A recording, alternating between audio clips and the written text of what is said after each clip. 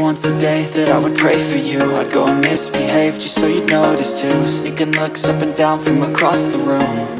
And damn, what a hell of a view.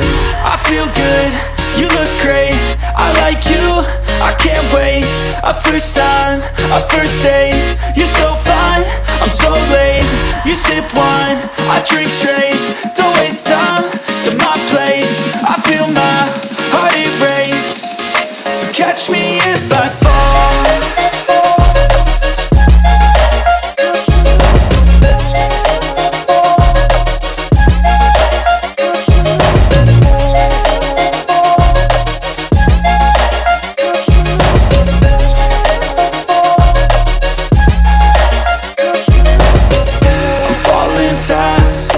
Praying that this night's gonna last.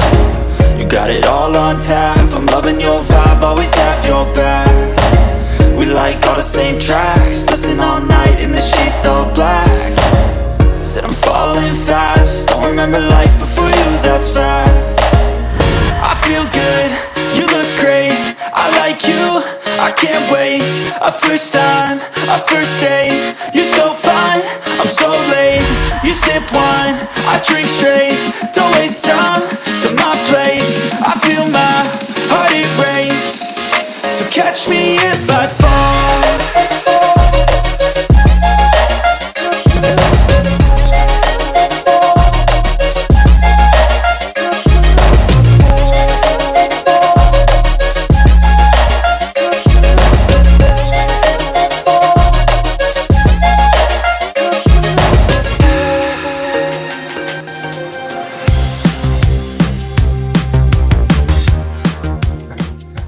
Okay, party people, here we have on your screen is ShineLikeaProAZ, which is Sean's channel on YouTube. So think of Sean's channel like this. He takes my long form content and he slices and dices and puts it through his magic machine and comes up with short form content. You can think of this like the Cliff Note version of my long form videos. He is streaming on that channel. And then there's me and my channel, AutoFetishDetail. Most of the videos are what's considered long form, where I go into great detail.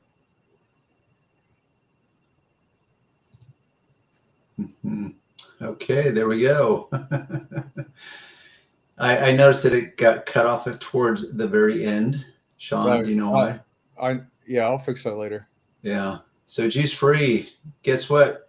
Juice free is the first here. So Umberto, if he jumps in tonight, he might be a little bummed that you beat him to the punch, juice free. So thanks for tuning in this evening. I hope everyone is having a fabulous weekend so far. I know I am. It's 80 degrees. Actually, it's warmer than that. So today at the beach, pristine blue skies, 80 degrees at the beach. And we are in April 5th. I would say that's pretty darn amazing.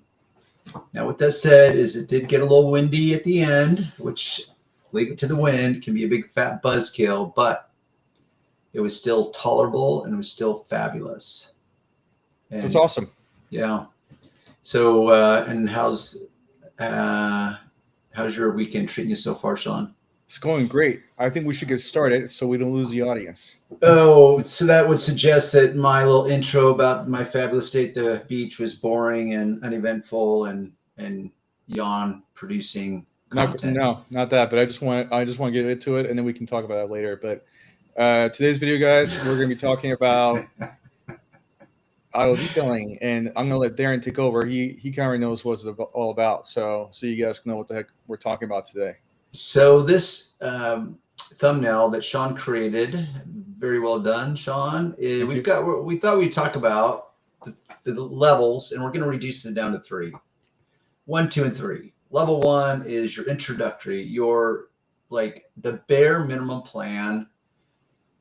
And when I say the bare minimum plan, that could mean a lot of things. So for example, at the simplest, it's going to mean that you're a true beginner as far as your skill set and experience set goes. Now, you may have had the money to fully equip yourself with everything you need in a dedicated van, perhaps, could be a dedicated truck. You could have all the equipment and you could look completely professional with years of experience, but regardless, you're a beginner and you have very limited experience. Then level 2 I would say would be anything. I would say level 2 could be anything from 6 months into being a complete beginner, moving forward. And then level 3, man, very few people make it to level 3. Yes, do I consider myself a level 3 guy? Yes, I do. Welcome, Umberto. Sorry, dude. First from Puerto Rico. Yes, you are first from Puerto Rico. But Juice Free beat you to the party tonight as the first person. But thanks for coming in. We can always count on you, Umberto. Anyhow, so like any business, whichever you want to, however you want to label it, the success rate of businesses, the failure rate of businesses. The point is that most businesses, regardless of the niche, regardless of the sector, just do not make it long term. I don't suppose, yeah, look at Juice Free. He saved you your spot. What a team player. How about that? And we've got Mobile Detail Shop in the house. So what's up, guys? What's up with you, man? Yeah, happy Saturday, everyone. Happy Saturday, party people. So I don't know. That would be something to look up, Sean. I mean, that'd be a pretty quick search on GPT, the success or failure rate of business startups, because they kind of metric it out. I already know what So, it is. for example, I can tell you what it is. What's that? I already know what it is because I looked it up before. I have too. I just don't remember the exact numbers. So it's like within the first 3 years, I think the failure rate is, I don't remember, something like 57%. It's higher than that. So the first year, it's if 5 businesses start at the same time, only 1 in 5 will succeed. In long term, you mean? No, the first year. Yeah. So what's that? A 20% really low. Success rate? Vast majority. So 80% failure rate? Yeah, majority of people fail within the first year. Because they think it's too hard. Yeah, and that's been my experience having trained a lot of guys. See, Juice Free just said 85%. Yeah. It's horrid. Whatever the number is, 80%, 90%, 85%, it's just bad. And that's in every niche. So regardless of the sector or the niche you're in, with detailing, I suspect it's even greater than that. I would be willing to bet. Hey, Brian, welcome back. I'd be willing to bet that detailing, those numbers are even worse because of the physical nature of detailing, and more specifically, mobile detailing, which you're enduring the weather. The weather, when you're mobile, you don't get to control your environment by having a shop. And so wherever you live in the world, you're dealing with that weather based on the season and where you live in the world. And that is significant. So when you combine that with the physical nature of detailing, that's a lot working against you. But this is me not trying to discourage anyone who's thinking of it. I'm just really, I think in a lot of ways, it's important to have a good understanding of what you are up against so that you can be better prepared. And growing up in Southern California, the weather was really a non-issue when I first started, as in my thinking about it and considering it. Yes, I was aware of the fact that we do get some rain during wintertime, but that just was not a deterrent for me. I just don't know what other guys do in other parts of the world, how much they factor in the weather and the fact that they're mobile and they will be subject to the weather conditions. And there's plenty of guys, we've discussed this before, Sean, that pretty much pack it up for winter, based on where they live, because conditions are just so bad. And it'd be one thing if customers still wanted you in your services, and you just had to endure bad weather. But the reality is when that bad weather comes, yes, it's going to deter you, but it's going to deter most people because they're going to think to themselves, why would I have my car detailed when the weather just sucks? And it's going to be destroyed within the next 24 hours, perhaps. So it is a thing. But the point of these levels is reducing it down to 3. Very few guys make it even out of level 1. A true beginner, almost no experience at a professional level. And just to clarify something, because I've been asked this question enough times in the past to re-answer it, which is guys will say, well, what makes a person a professional versus a non-professional? In the simplest of terms, once you're paid to do anything, and this could be in sports, let's say you're in amateur sports and you've never gotten paid and you want to go pro. Well, the simple answer is once you're paid to do whatever it is you're doing, you are now considered at a professional level. Doesn't mean that you're necessarily good, especially with detailing. It has that has no bearing on your competence. It just means that yes, you're professional because you're now getting paid to do it. So the point is, as a beginner, you could have almost zero skills, very limited skills. You could be very limited on your competence, but that's, I guess, the nature of detailing also is that it's got a low entry point as far as skills and money, which is why a lot of guys are attracted to it.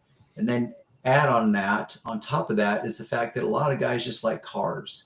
And they like working with their hands. And so it's a natural fit as far as any guy considering the possibility of starting their own business. There's Umberto saying something. I did find some information online, but there you go. Umberto. Deals with dusty environment, heat, cold, raining, basically like the post office. Yeah, you know what? That's a perfect comparison, Umberto. Yeah, those mail carriers or Amazon delivery guys, UPS, fill in the blank. I mean, they got to deal with all that because the post. I mean, I guess we're even worse because, I mean, if you're a postman, at least you get to wear, layers of clothing where you're not having to be so agile with your body. You're getting in and out of a truck, whatever, walking around, delivering mail. But with detailing, you got to be a little more agile. You literally, it could ruin your work. Anyhow, so it's a great parallel. Darren, read what I just put on the screen. Approximately 20% fail within their first year, nearly 50% after 5 years, around 65% by the 10th year. That's what I said online. Yeah. If that's true or not, who knows? And that's just a general. Yeah, for business in general, States. Right? Well, no, this is not business. This is auto detailing. So I typed in auto detailing for the nation. Oh. And so it just gave it general because it'd be more specific about where, what city, state. Which is interesting because I've always wondered how they come up with these stats, because I've been in the business, 30 plus years, and I'm thinking, have I ever once answered a question to somebody regarding my business and how long I've been in it? And I'm just thinking, how would they qualify those stats? I have no idea. Well, I believe them. I was thinking about going back to talk more about the level 1, level 2, level 3. And give some examples. So I from experience, I've witnessed level 1. And I'm not going to call it a detailer. I'm going to call it mobile car wash.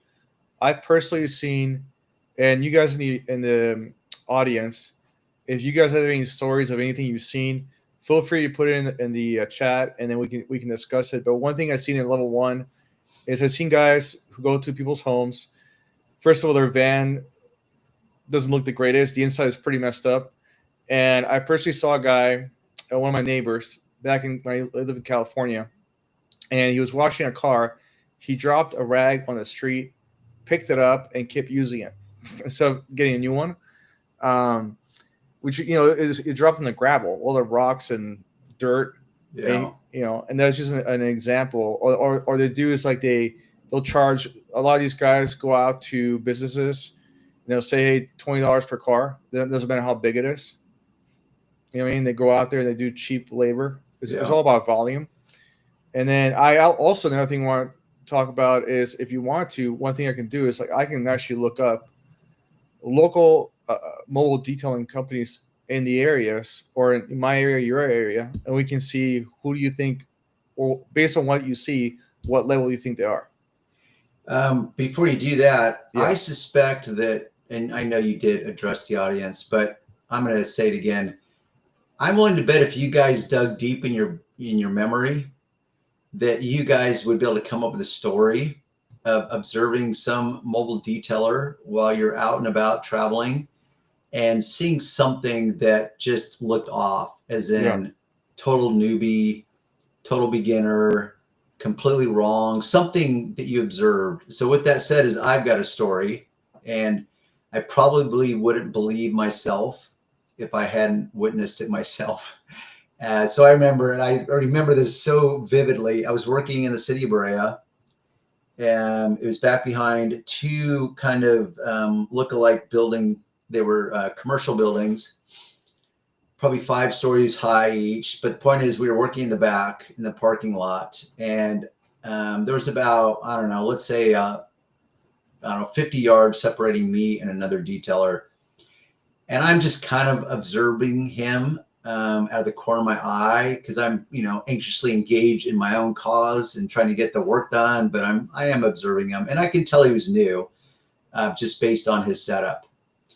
But that's only part of the information, because like you, Sean, you worked out of your car. Yeah. And if you were working next to me, I'd be like, yeah, this guy's probably new because he doesn't have a dedicated truck or van. Yeah. I can tell he's working at probably his daily driver. Right. But you could survive doing that for years and be very successful and very profitable. So it's just an indicator. It doesn't mean that it is what it is. It's just an indicator. But nonetheless, this guy had the same type of setup. So towards the end of his detail, I look over and I see him using newspaper to clean the windows. Oh, wow. Now, That's pretty low. Yes. Do you have any idea why he was doing that? I doubt it. I'm guessing that's how he cleans his windows at home. I don't know. Okay, well, I know why he was doing it, because you are probably just not old enough to know this or remember it. So when I was growing up, there's this book called Reader's Digest. It was a magazine. It was small. And for lack of a better description, it was a small magazine that came, and it had a lot of articles. See if you can pull it up. In fact, I wonder if it still exists. They would do it in digital form. Well, they probably do it in both. I don't think that exists anymore. The Reader's Digest has been dead for a long time. So you are familiar with it? Of course I am. I'm not that young. Well, one of the things in it was these tips, and I don't remember what they called, because they had sections of the book. My mom used to get it, and I would actually read through it. So they had like different sections. One was called Humor in Uniform, that had to do with stories taken from the armed forces. They had Expand Your word power, so they would have a bunch of new words that would tell you the definitions. But there's this other section that was kind of like DIY tips.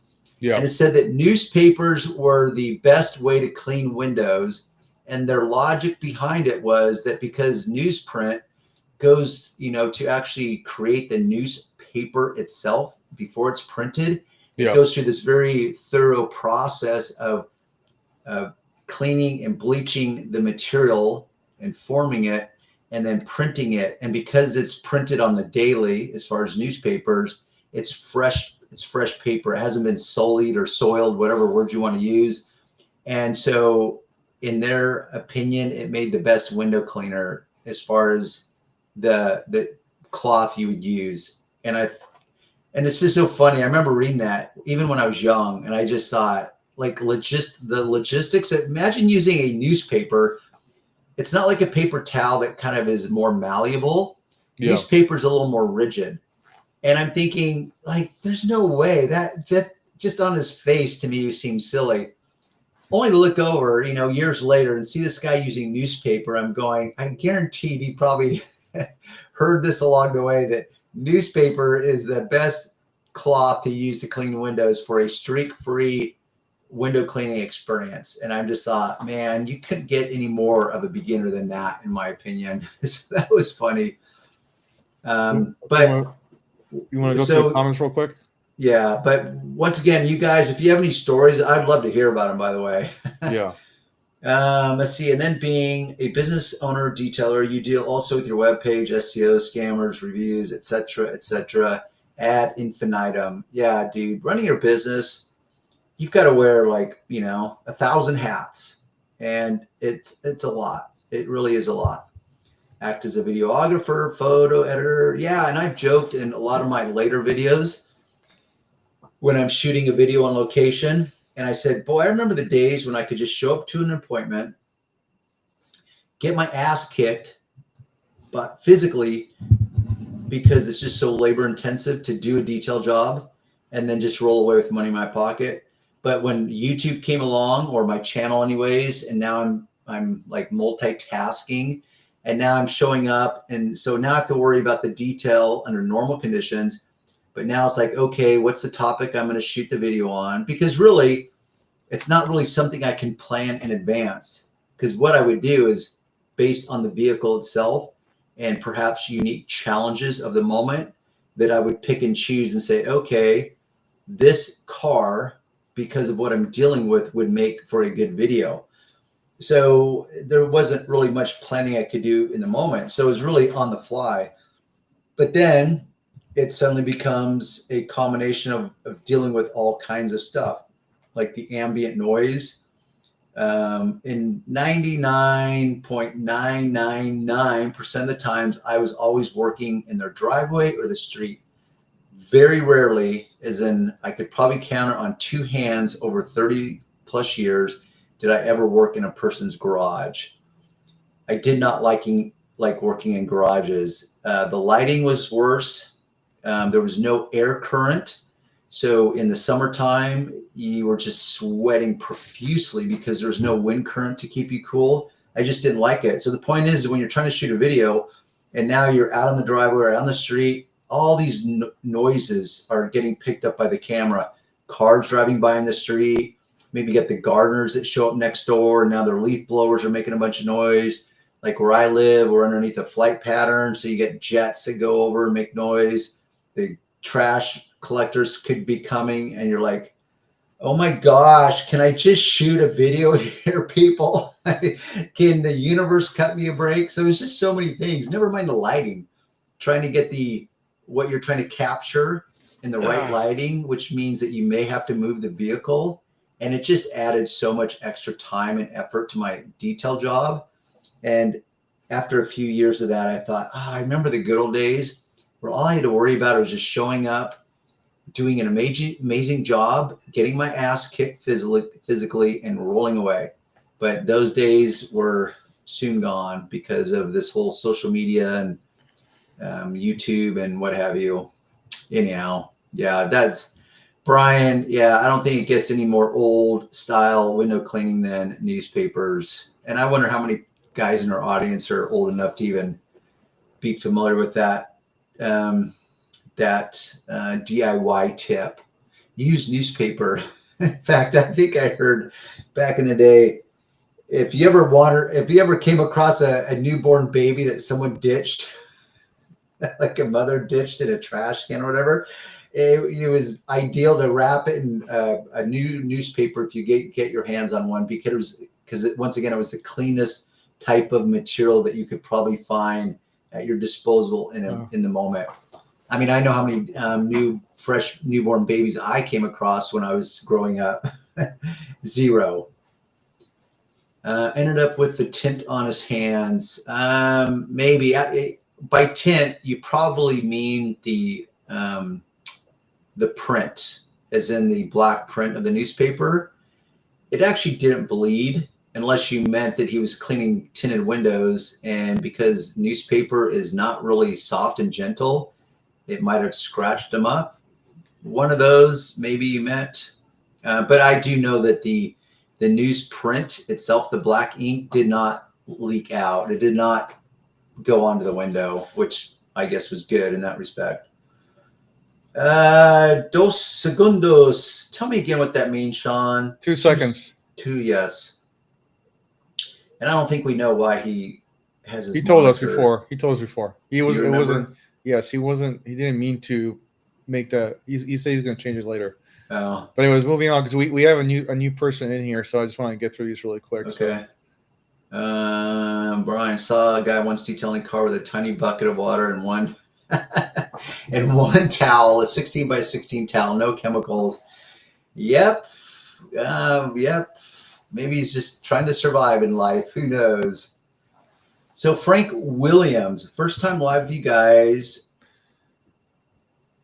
I'm going to guess final precision pulsing rather than penal. Like, I don't know. I don't know if that's a word. Penal. Well, Final? there's Pinal County here.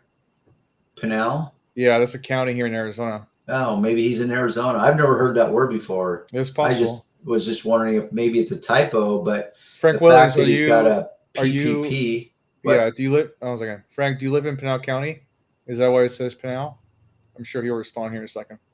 Yeah. Yeah, you can use for windshield as long as it's not color news. It's got to be black and white. Yeah. I mean, I don't know if anyone's actually tried it out there, but I actually have tried it just to see if it would prove my point, which is just almost an horrendous experience when compared to doing it with a cloth. I'm just thinking, like, no, this is not going to work. There's no way I'm going to do this professionally. I wouldn't do it on my own car. Even in a pinch, it's like I would probably pull the shirt off my back first before I tried to think I was going to have success using a newspaper. But that's just me. Oh, the newspaper ink on your hands. Yeah, I don't know. It just hasn't happened for me. But once again, not like I've got a ton of experience, and I accept, like anything else in life, nothing is created equal. So maybe the newsprint down in Puerto Rico will bleed onto your hands. Who knows? Ah, see, I was right. He's from Arizona, but I'm skipping, so I'm not gonna skip. So here you go. Wait, what do you mean you're skipping? Don't worry. That's okay. Just hey, what's up, Mark? I'll get to him in a second. Buenos noches, amigos. Yes, buenos noches, Mark. Mark is back in the house. Mr. Funny Guy. What are you looking up there, Sean? I'll get to it in a second. I'm jumping for you. But anyways, he's from Casa Grande. That's Pinal County. I was right. This is Arizona. Pinal. So how do they pronounce it? Casa Grande is in Spanish. Pinal or Pinal. Pinal. Yeah, it's Casa Grande, but over here they call it Casa Grande. So they don't. That's the way you say it. If you're local, no, that's how you say if you're local. But if you are a foreigner and a transplant, yeah, he's okay. I'll tell you in a second what he's saying. So he's saying, I say Casa Grande, home of Mark Lamb. Mark Lamb is used to be the sheriff here for Pinal County. He is famous nationwide, but he's no longer the sheriff. He had to step down because he's running for the Senate. And why was he famous? What made him famous? Oh, he's huge. Like if you type in Mark Lamb, Sheriff Mark Lamb, he's famous nationwide for what though? He's just tough on crime. Tough on crime. Tough well, on. That's what I meant. He's got to be famous for some reason. Yeah, he's tough on crime. He's a Republican, Trump supporter. Yeah. Who's the? It seems like there was some governor or mayor. I want to say probably a governor that forced the inmates of the prison to wear pink. Does that sound familiar? That story? It can be Texas. I don't know that one. No, it's pretty iconic or pretty well known, but apparently not that well known because you don't know about it. No. Casa Grande means big house. You know what? I actually might have known that one because Casa is home, correct? Grande is big. Grande Pine. Mark. Yeah. Pineal gland, yeah. I know. I'm familiar with the pineal gland, but I don't remember where in the body it is. And before you say anything, Darren, I was say, hey Frank, I just want to let you know that I'm in Chandler, so I'm about a little bit less than an hour away from you. You know where Chandler is, Frank? Probably. Anyways, just give me a damp microfiber and a piece of double aught steel wool, and I'm good. Okay, you're gonna go Hardcore. Yeah. I'm guessing he's referring to you, Sean. Yep. Yep. Live in PD. Indeed. Yeah. Well, welcome here, Frank. Glad you could wander in. The freaking chat. All right. Mark And then was- Mark, yeah. But it was what you're Darren seeing gets here. me. Oh, I so get you, Mark. I was like, the comments are keep going. Sheriff yeah, Joe. Maricopa County. Oh, Yeah. wait. So Joe's the one that does Joe do the pink suits for inmates? Because I've heard of that name, Joe. I don't remember how they pronounce that. Arpaio, Maricopa County Sheriff. Do you think he's talking about the pink jumpsuits for inmates? Maybe, but I know that home of the pink boxers is what you said. Pink boxers. Oh, okay. Hey, look at pineal gland. I'm curious where in the body the pineal gland is. Well, actually, before we get to that, Darren, I don't want to get too far behind. Off the topic, right? Well, not just that, but like he mentioned polishing or precision polishing. Yeah. So I immediately put it on the screen. That's what I was doing. That's But Frank. Is this Frank, his company? I don't know. But Frank said earlier, I'm going back. He said, just stepping in. This is my first live with you guys. Pinal precision polishing. So I just typed it in. Is this website that you pulled up, is it located in Pinal? I don't know. Well, that might be a good place to start. I mean, precision polishing is a pretty ambiguous and general set of terms there. I'm sure he'll let us know. Well, you could look up like whatever you looked up. Did you put in Pinal or did you just put precision polishing? I put Pinal. Yeah, so look at the contact page and see or the About Us page. Yeah, do the contact. Contact will tell in most cases what city they're in. No, this is not it. Yeah, what state is that? Oh, this is a different country. Oh, well that makes a big difference. Yeah. We'll get to it in a second, but here's those segundos. What's the most cost-effective chemical to remove tar from paint or wheels besides Rapid Remover? That's a good question. How about Tarex? See, it's tough because when I discovered how well Rapid Remover works, I stopped trying anything else, and that was so long ago. And it's hard to say because Rapid Remover is just so effective. I mean, honestly, yeah, Tarex, I know I tried it. I just don't remember in a competition between Rapid Remover if it was as effective. So that's what's tough because when you want to say cost effective, it's like, okay, is that the same as cost efficient? Actually, it's not, because effective just means it has to produce the desired results. So Tarex probably will remove the tar eventually, like Rapid Remover will, but which product will remove it quicker? Which product will dissolve it quicker? So you could use a product, for example, let's say like Goof Off or Goo Gone, and I suspect that those products would also dissolve tar. But I guarantee neither one of those products will come close to how well Rapid Remover works, which then goes into a deeper question. How much time how much money is your time worth? So let's say you bought Tarex, which I know is not cheap. So $22, so 17 ounces, that's, pretty close to a typical 16-ounce bottle, which is a decent amount. Here's 1 liter for $38. Well, what was the first? Okay, so 34 ounces, which I know this approximate size for that, because here in the States, we're used to 32 ounces. So this company is packaging these more based on the metric system of a liter. So, but once again, how efficient is it going to be? I don't know. I can only speak for Rapid Remover. And that's where a lot of beginners they'll lose sight of time is money.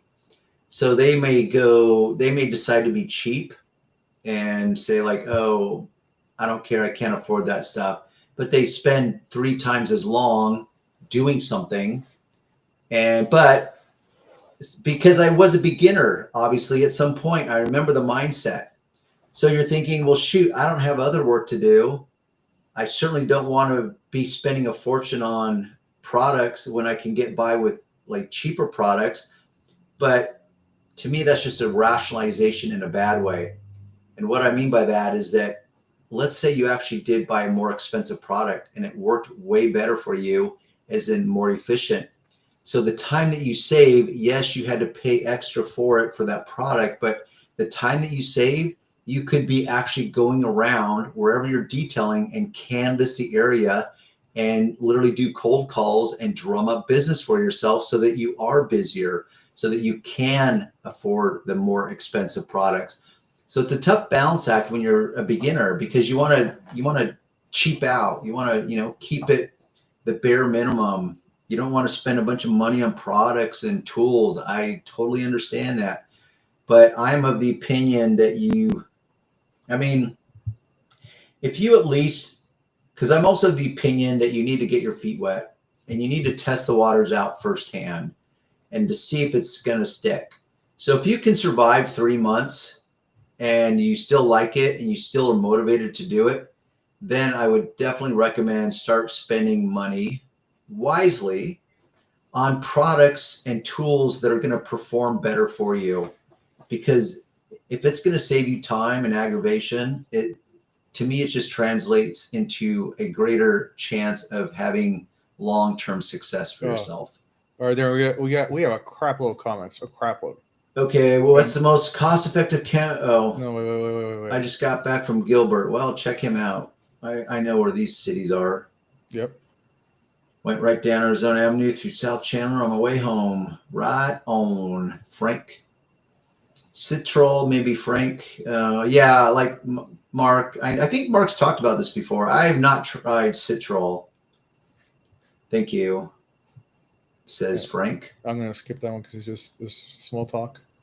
Kakemi Ulix or T, besides others. Ulix don't let it touch trim. Well, there's a problem. I accept everything's got its trade-offs, but that would be tough to carry a product around knowing that you would have to worry about the trim, especially when it comes to tar removal. And I'm not familiar with that product anyways. Citrol 266. Okay, it kind of seems to be a unanimous or getting unanimous with this group that Citrol. Have you looked that up, Sean? Yeah, we looked at it before a different video. I know we have. Yep. I don't remember. I can't visualize it in my head. Yep, we looked this up earlier. Who makes it 3D? It's right here. Oh, okay. We So it's an aerosol. Yeah. Schaefer Manufacturing Cleaner Industrial Degreaser. Huh. Okay. $55 for 3 cans of aerosol. That's a little on the pricey side. And I would say that I don't know if that's much cheaper than Rapid Remover, honestly. Yes, I specialize in clear coat repair, also stainless steel trim on antique vehicle restoration, headlight restoration. Well, check you out. And so when you say clear coat repair, Frank, I suspect that you mean like actual body paint. I mean, repair can mean a lot of things. Are you restoring the clear coat through polishing, as in traditional detailing polishes, or are you talking about you're doing paint and body work? I don't know. Tarex from Car Pros.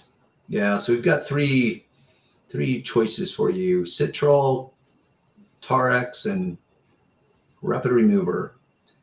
Aluminum wheels and Harley parts and hot rod parts. Hey, have you ever buffed out a full old school Aerostream trailer, Frank? That is a chore. In fact, I had an opportunity to do that and I turned it down. I thought, there's just no way I'm doing that. Tarex is expensive. No, I think it is. Yeah, we just went over it. Yeah, it's tough to know. And I just don't have that much experience with Tarex to really do a comparison with Rapid Remover. Frank is on Facebook. You could tell your handle. Your handle. Do we actually use that term for social media? I don't remember. Yep. That's an old CB term. What's your handle there, big buddy? What's your 10-4? I don't know. Does WD-40 really dissolve? I know there's so many off-label uses for WD-40. Yeah, it's actually not a lubricant. WD stands for water disbursement. It's not even a true lubricant that most people tend to use it as. And I believe it probably, because I know WD-40, I'm pretty certain will dissolve adhesive like on decals. So I suspect that it will also work on road tar. So that might, I mean, and if that's the case, if it really will dissolve it. See, the problem with road tar is there's generally like actual particles in the road tar. It's not just like creamy tar that's solidified. It's got little particles in it. So you will scratch the snot out of the paint when you do any kind of rubbing. So if you don't dissolve it enough and then wipe it off or wash it off somehow, you're going to scratch the paint up. So if you're using a product that really doesn't dissolve it very quickly, you're going to get impatient and you're going to start rubbing and you're going to really just scratch the snot out of the paint. That's been my experience anyways. Top Star Detailing is in the house. What's up, guys? Jeff. KCX Kokami T is my go-to tar remover. Okay, so we've got a second vote for, I wonder why they call it T. That's kind of a strange name. Why don't you look that one up, Sean? I am. KCX. I have never heard of it. Oops. I spelled the cock. There it is. No, you're bad. Yeah.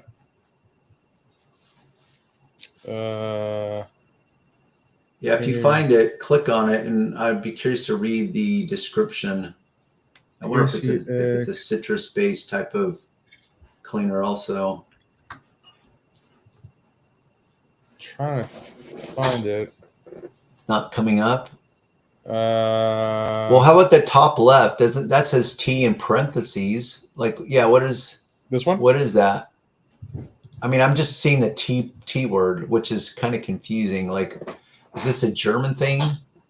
Road fallout and tar remover. Yeah, there you go. Yeah, that's it.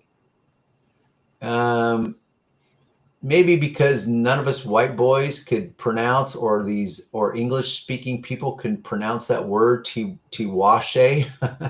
So they just call it T for us normies that can't speak German. See the product description, Sean. All right, we have to go through it fast because there's a lot of comments, a lot of people talking. Okay, I've got more time than I've got sense. Yeah, because we're running out of Go time. for it, Frank. I mean, as I say, if it's working for you, then stick with it. Cheaper, none, probably. Goof Off Pro Strength worked also. A 6-ounce bottle is like $6. Okay. So he's suggesting there's probably nothing cheaper than a $6 bottle of Goof Off. Don't use Chemi on your. Yes. Well, not all chemis are created equal, Mark. Some chemis actually work. Depends on your desired outcome. Did I just say that? Outcome? Is it Coke or crotch? Cock chemi. Yeah. Oh wait, yeah. Let me go over here. Sorry, Umberto. I didn't mean to skip him.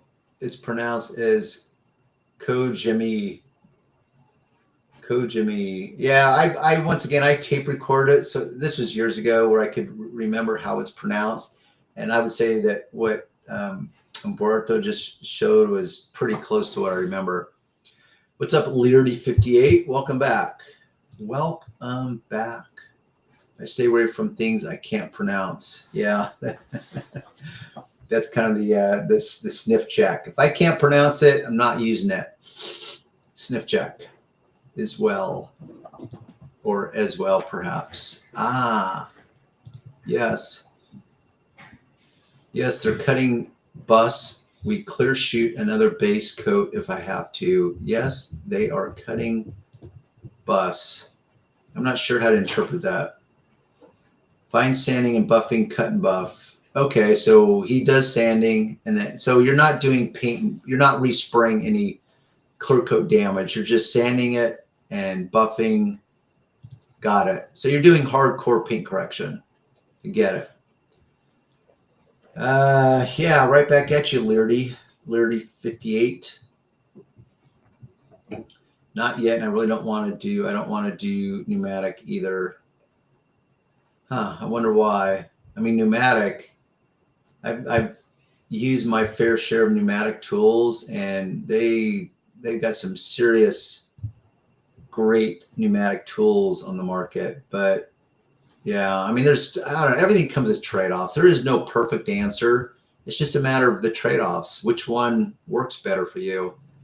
And it doesn't hurt the paint. And I can always buff the little scratches out if I have to. I suspect he's referring to the WD-40. Yeah. And using it to remove tar is my guess. Which, yeah, I get it. It's a solvent-based cleaner to remove tar. He's probably referring to the tea, perhaps. Yeah. And then Umberto talks about this. I use Ulix if there's no trim involved or tea. Yeah. Tar can be nasty. Tar is nasty. It's a hassle. For removing adhesives, but can also work on tar if you don't have tea. So it seems that, well, did we look up Ulix? I don't even know what that is. I'll look it up right now. That most of the guys are familiar with tea by Kokami. I mean, who knows what makes or who? There it is. Oh, is that it? So it's another Kokami product? Yep. Ulix, adhesive remover, evaporates quickly, protects surface while cleaning. I wonder what that's supposed to mean. If it evaporates quickly, but yet it protects the surface while cleaning. What is this? What is it made for? Is it just an adhesive remover in general? I just zoomed into the description. Yeah, residue free, cleans deeply without leaving behind a residue that would attract dirt and contaminants. Safeties on paint, clear coat, PPF. Wow, on PPF, that's a trip. I did not see that coming. Contains no halogenated hydrocarbons. I've never heard that word before. Halogenated. I'm not familiar with that term. Umberto said that it doesn't smell very good. Yeah. Excellence for experts since 1968. Okay, I will respray if it needs to be resprayed, base coat or clear coat. Okay, so you will, or at times do actual repainting. Well, good for you, man. And I suspect you've made a career out of this, as in this is your vocation, full-time type of deal. That's cool. There you go, Darren. No, those big pneumatic trailers is what I'm talking about, but no, thank you. Oh, I don't know what a big pneumatic trailer is then. See, when I hear the word pneumatic, I think of air, compressed air, things that operate off of air. So, and I could be wrong. I admittedly have never looked up the word pneumatic to see what. In fact, I will just consult very quickly. What does pneumatic mean? Wait for it. There you go, Darren. I just pulled it up for you. Can you hear this? I can't hear you, but I can't hear it. But I already pulled it up. Now, it relates to or uses compressed ass. It uses compressed ass. It can use as a compressed air or gas. It comes from the Greek word pneuma, meaning wind, breathe, or spirit. So yes, but I don't know. I've never heard of a pneumatic trailer. It's right there on the screen. You know, I'm looking at that, but I'm just saying I've never heard of it. nor but like that just looks like a carrier of liquids. That could be a milk thing or oil or whatever. But so I'm just trying to figure out why, It tells you right there what it is. AKA dry Yeah. bulk tank. That's weird. So dry, that suggests then that it carries dry goods, but I'm curious why. Basically a metal cylinder with a series of cone-shaped hoppers, a series of openings or manholes. Ooh, manhole. There, we could have fun with that one. At the top of the hopper for loading dry bulk. That's weird that they call it pneumatic. I guess just because of the open air space that can be filled by dry goods. That's funny. I wonder who came with, whose idea it was to call those pneumatic trailers. I've never even seen one of those on the road personally. They might be more known in the Midwest where you have a lot of agriculture going on, or up in the Central Valley of California, perhaps. Do you see what I do not know. You see what Frank said? Kerosene or diesel fuel also work. Yeah, that they will work for a lot of things, but man, talk about nasty. Smell. I mean, nasty for your health, nasty smelling. Fumes. The fumes are probably really bad for you. Everything. So that's, I mean, if you go far enough back in time, when we were kids, we would use gasoline. I mean, we would just use all kinds of nasty stuff for anything. And yeah, it works. Gion stoners also have road tar removers. I was unaware that stoners did. I am a big fan of their aerosol dressing. That is for sure. I can look it up. Yeah, I've never seen it. Of course, I've never gone in search of it either. Gion. Hey guys, do you guys consider me pronouncing that correctly when I say Gion? Does anyone pronounce it differently? Like Gion? I say with a hard G, Gion.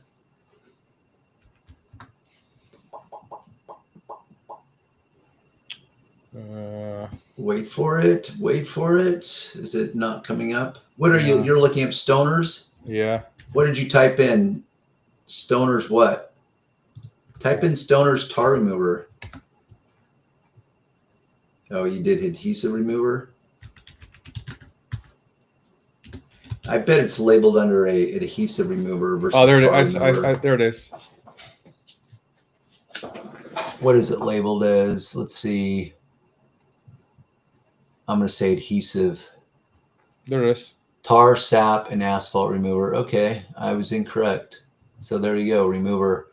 And yeah, it's funny when people talk about sap, like for example, under the context of a clay bar where it says, oh, we'll remove tree sap.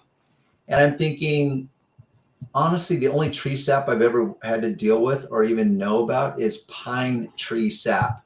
And a clay bar is not going to remove it. It is like industrial honey. It's so sticky and gooey.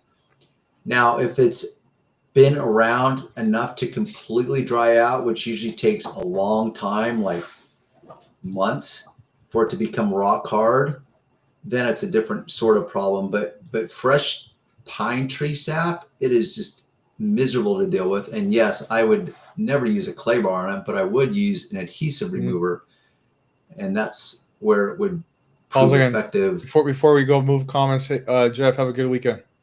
Hey Jeff, good to see you in here. Good luck out there. The war on tar. Yes, there is a war on tar tonight. Noodles that haul the dry cement, the powder. That haul dry cement powder. Okay. Yeah, I've never seen one around here anyways. Not in California. Air, yep, pneumatic. I love air tools. I've used some really good stuff, but the second pronunciation, which was Gion. Yeah. So it's better to be pronounced with a soft G. So Gion versus Gion. American Eagle in Southern California is big. Oh, the wheels. Yeah, they are big. Did you know what American Eagle are, Sean? No, but I can look it up. I'm pretty sure he's referring to aluminum wheels, which they've been around. Yeah. Yeah. What did you think was There we go. Yeah. Actually, they also have American Racing. Yeah, AR. I know that. I know who they are. ARE. They're considered cheaper wheels. Yeah, probably cast aluminum Yeah, they're wheels considered like your versus forged. entry level custom wheels. Yeah. I know because I almost bought them, but then someone told me not to buy them. Yeah, who knows? American Eagle. Oh yeah, and then you look at wheels. Remember we talked about like the 30 spoke wheels? Oh yeah, that nightmare that you had to do. Yeah, I'm trying to see if I wonder. Why don't you look up 30 spoke wheels? I Let's mean, see. I doubt that you sat there and counted them though. No, it was. I didn't count them. There's just so many of them. Some tragic amount of spokes. It was like more than those. Yeah, it was like one of those where it was like in the front there's a bunch of spokes and behind it there's more, but they're like. How about this wheel? And now we've gone completely off the reservation, but spinners. Oh yeah, those are. Do you remember when those came out? Yeah, in the early 2000s. I remember they were so popular, and I remember my customer who decided he had to have them on his Hummer. He was so ostentatious with his money, and what a nightmare those things are to clean because you got the front face that spins, hence the term spinner, but you've got to clean the wheel behind it, and it was just a nightmare. I thought, oh my gosh, these are a joke. I'm glad they didn't last long. This is a 72 spoke wheel. Yeah. A lot of the lowriders put those on their lowriders. Yeah, I've seen people like I remember when Hyundai came out, or Genesis, which is a brand of Hyundai. Yeah. They came out with something like this, and my first comment was, my first on their comment, stock car. Yeah, it was like a G90, which is like I'll show you what it looks like. G90, which is their top end. Oh shit! Shoot. I was like, G90. There we go. Here we go. That's not gonna show it. I guess it's not a car that's in production any longer. Oh no, it is. Oh really? Yeah. Oh yeah. This car is like it starts at $90,000 for a Hyundai. It's not Hyundai. It's a Genesis. Is there a luxury brand? Yeah. Yeah, luxury brand. But they seem to be very popular. If it's not coming up. Oh, it's coming up. These are all Genesis. But I'm trying to find the wheels. Wheel, you mean the wheel that I saw? How about the black one in the middle? Is that kind of the wheel? No. You have to go back a page. Oh, here we go. How about down there? This one. Yeah. This one. Yeah. What a nightmare. Open image. 1 second. I'm trying to find. Good old Genesis thought they would create some job security for us detailers out there. Like here's some job security for you because no owner's going to ever clean those wheels. Look at that. Yeah, no thanks. That's what I'm saying. Like when I saw it, I remember it came out, and I immediately went to the comment and said, "What a horrible idea! Whoever designed those wheels is an a-hole." I know. And then people in the comments were, "We told them those wheels are amazing." I'm like, "Yeah, you're not thinking about the maintaining of the wheels. You're only thinking the look." And for example, this car alone represents two specific challenges as detailers. Look at that grill, that oversized grill with all the intricate, mesh to it. Yeah. I mean, that's what's tough when you're pricing a car that you don't get to see visually. Yeah. I mean, with the computer and the internet these days, if you got a customer on the phone, you could actually do a search and do a visual on their car. But back before the age of the internet, when I was doing this stuff, it's like, you just don't know. What are you going to have to do? The person on the other end of the phone describe their wheel for you. Can you describe how intricate your wheels are? Because they could take me a long time to clean. It's just not going to happen. Yeah, there's American Eagle Trucking Company, the pneumatic trailers. They've got thousands of them. Yeah. Okay. Just not familiar myself. Man, the spokes BMW had. Yeah. For example, BBS wheels. Look up BBS wheels. Those are pretty popular with the BMW tuners, and they had this cross pattern. There was a series of some of those, like the silver one, maybe third row down. No, third row. Yeah, right there on the left. Oh yeah, that one. Yeah, that one right there. Exactly. Click on that. Hold on a second. That was an old school BBS wheel. Actually, go back. Sorry, go back. Now, bottom row, second from the right. Very bottom row. It's in black and Oh, white. right here. Yeah, right there. Okay. That is an old school traditional BBS wheel, and people love to put them on. Can you expand that at all or enlarge it? There we go. Yes, that thing. What a pain in the ass. And I remember I had a Jaguar, an old XKE, like a 90 something, and it had these wheels, and yeah, it looked cool. In fact, I remember vividly now. This is when I first discovered wheel acid, because I used to clean his wheels on his Jaguar with just a regular cleaner, and I'd have to get a brush in there, and it's like, oh my gosh, somebody shoot me. But then I discovered wheel acid, and because I had a good pressure washer, I would just make sure I saturated every surface of that with wheel acid and blew it with the pressure washer, and instantly it was just clean. I thought, oh my gosh, saved my life. Of course, I was helping destroy the environment, but that's a separate conversation, which I do not feel good about. What about fluid or lighter fluid for tar? Yeah, I can't comment on that. I suspect if it's a combustible type of liquid, it's going to dissolve tar at some level.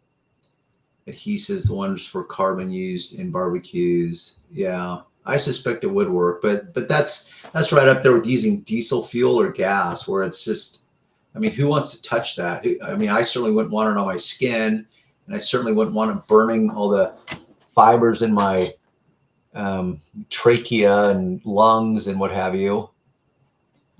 Momo has some of those. I like Momo wheels. They're, in the past, there were they had some of my favorite designs. Yeah, some of these wheels are pretty intense. Oh, Yeah. God. Look at this thing.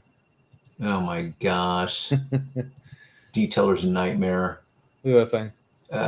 Yeah, which actually looks exactly like the wheel we're just looking at, except this one is deep dish, has just a really, really deep dish to it. And it's obviously chrome, and it looks like it's maybe the center area has been anodized a type of gold. But yeah, that's the wheel right there. What a pain in the butt. Yeah, like I said, the problem when people design vehicles, they're not thinking about maintenance. The mechanics or the detailers or anyone else. No, they're not. That's a problem with designers. Not just in cars, in homes or in anything. Anything. Like, yeah, they're not thinking about the long term. They're only thinking about the short term, like the aesthetics. The aesthetics. Yeah. It's just the other car that I was going to show you that also has insane wheels. Yeah. Just stupid. Is the G80, which is another Genesis. And is that a Infinity? What's a G80? No, Genesis. Oh, did you say it's also a Genesis? Yes. What's the difference between the G90 and G80? G90 is more expensive and it's a little bigger. G90. But are they essentially the same type of car, a four-door sedan, I guess? Yeah. Some kind of four-door sports. Is it like a sports sedan or is it a luxury sedan? G80 is, the G90 is not. The G90 is luxury, full luxury. Yeah. I mean, they're all luxury, but the G90 is full on luxury. Is a competitor with Mercedes, BMW, that kind of stuff. Wow. I wonder how they rate compared to a Mercedes. They're rated like pretty high. G90 is like the G90 is. I know a lot about. I love cars, so I'm trying to keep up with them. But yeah, G90. It's we're picking up on your fervor for Genesis. Look, see, G90, $100 grand. Wow, for the car. Who would have thought? But they're expensive, but they're cheaper. Like, okay, is Hyundai Korean? Yes. So Genesis, look, this is $100 grand, but the equivalent of a Mercedes or BMW, you're gonna pay like 150, 160. So it's gonna be you're getting your money's worth. And they're actually good cars. They make good engines, and they used to make a V8 for the G90, but I don't think they make it. I think now there's 6, but it's like a supercharged 6. Yeah, it's got like almost 500 horsepower, but it's like you don't drive the car because to save money on gas. You drive it to because you don't. Yeah, because you can afford it. But yeah, the G80 too. So I remember I had a coworker who drove a G80. You had a what? A coworker. What are you saying? Co-worker. Oh, co-worker. Yes. Man, sorry, my ears. Yeah. All right. Co-worker. Yeah. So I had a co-worker who drove a G80, brand new one, and actually looked like exactly like this one right here. Yeah. And this one here. Yeah, exactly this one. You know what I do not like about these cars? Yeah. I've seen a few of them on the road, and they've translated. You see those side little strakes on the front fender? Yeah. To me, it just cheapens the car big time. And those wheels, I do not. I recognize those wheels also. I'm not a fan of those wheels. Yeah. But they started using those side strakes on like their SUVs also, and I don't know. And you know who is using those too is Bentley, and it just, to me, for whatever reason, just makes the car look cheap. But that's just me and my silly opinion. It's all right. There's Humberto talking, saying something. Just doing one of those wheels with multi-spokes would raise the price by an additional hour. Pretty much, like seriously, because it's just so labor intensive.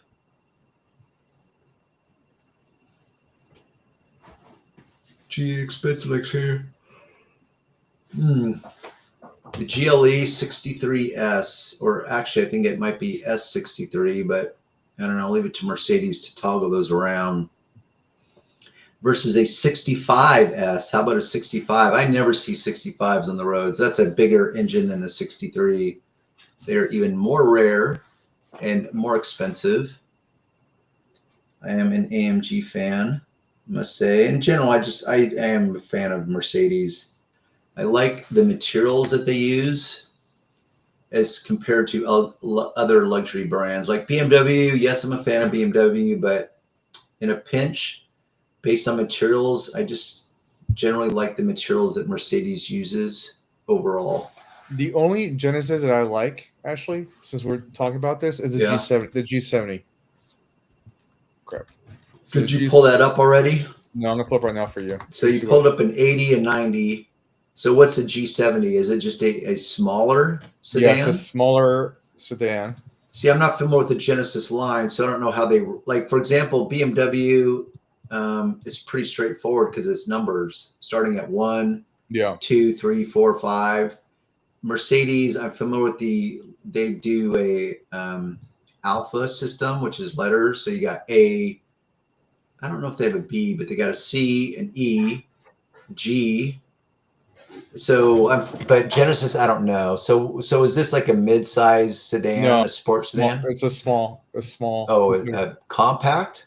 I guess it would be maybe a mid compact, perhaps. Yeah, like the size of a Camry.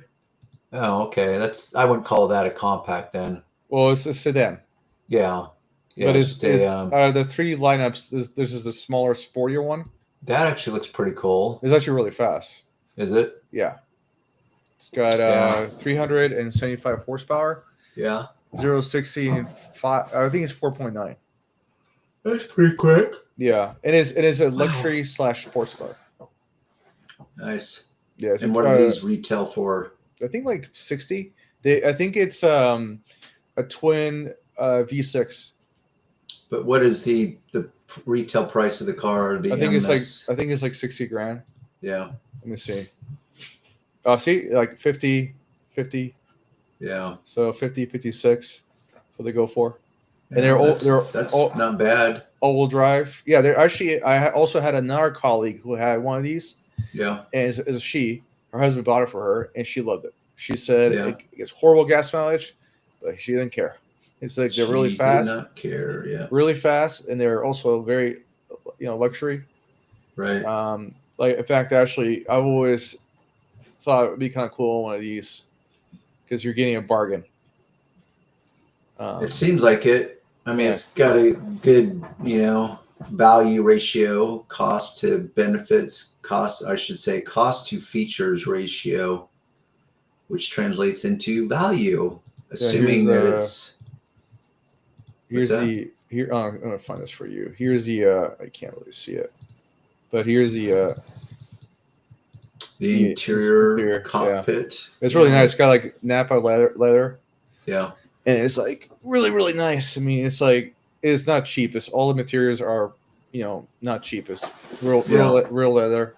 It's nice. So. Nice. But anyways, I thought we can end it there. I'm gonna go ahead and go back to this screen. Okay. I figure since I'm getting hungry. Yeah. Man, I'm beat up tonight. Somebody stick a fork in me. I'm done. Hey guys, thanks for tuning in. You can remember, hit that like button on the way out. Here, Darren is pandering to the audience in the name of the algorithm. Because I know if I didn't do it, you'd be doing it, right, Sean? Yep. Don't forget to like and subscribe and share so you can get the latest updates and stay informed when we release them. Well, not just that, but like make sure other people can reach our live stream and they can get their questions answered. Yes, there's that. That's the whole point of this live stream is for you guys. It's not for us. It's for you. We talk about whatever comes to our mind. We're givers. But at the end of the day, it's all about you guys. We're givers that way, right, Sean? You were a giver. Yeah, and again, FYI, as you guys know, we get paid $0. We make nothing. But we do it for fun, and we do it because we like hanging out with you guys. So yes. Well, thanks for that, Sean. Thanks for your assistance this evening. Yeah. And enjoy the remainder of your weekend. Same with you party animals out there.